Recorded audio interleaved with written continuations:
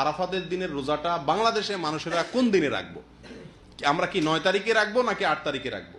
কারণ হাজী সাহেবরা আরাফাতে যেদিন অবস্থান করেন সেদিন আমাদের দেশে 8 তারিখ হয়, চাঁদের কি থাকে 8 তারিখ থাকে।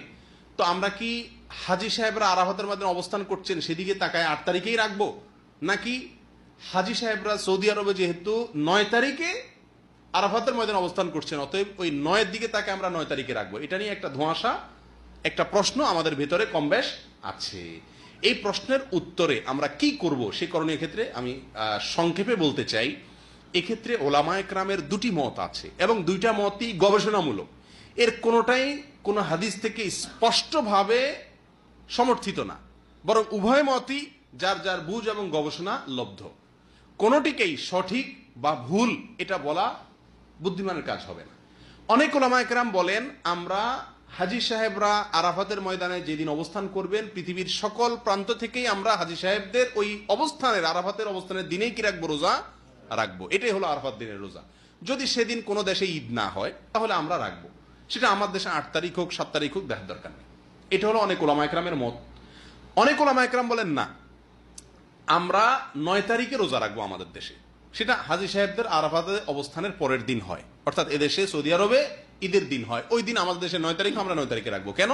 কারণ নবী করিম সাল্লাল্লাহু আলাইহি ওয়াসাল্লাম যে আরাফাতের দিনে রোজা রাখতে বলেছেন, আসলে 9 তারিখকে, জিলহজের 9 তারিখকে আরাফাতের দিন বলা হয়।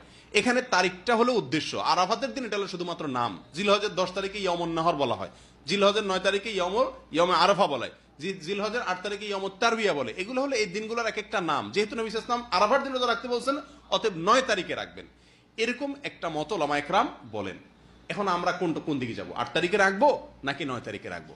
আমি বলি, যেহেতু কোন মতের পক্ষেই সুস্পষ্ট কোনো হাদিস নাই, অতএব আমাদের জন্য সবচেয়ে যুক্তিসঙ্গত হলো দোনো দিন রাখা, 8 তারিখে এবং 9 তারিখে রাখা। কারণ জিলহজের 1 থেকে 9 তারিখ পর্যন্ত এর প্রত্যেকটা দিনই আমাদের কম বেশ রোজা রাখার চেষ্টা করা উচিত।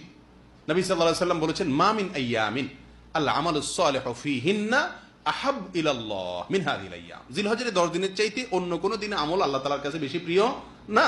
এইজন্য উলামায়ে কেরাম বলেন যে এই 10 দিনের প্রথম দিনগুলো, ঈদের দিন বাদে প্রথম দিনগুলো প্রত্যেকটা দিনই কি রাখা উচিত? নফল রোজা রাখা উচিত। তবে বিশেষভাবে হাদিসে নির্দেশ হলো কিসে? আরাফাতের দিন রাখার জন্য। অতএব আমরা যদি 8-9, আমাদের দেশের লোকেরা 8-9 উভয় দিন আমরা রোজা রাখি জিলহজের, তাহলে সেক্ষেত্রে সন্দেহাতীতভাবে আরাফাতের দিনের রোজা রাখা আমার হয়ে যাবে।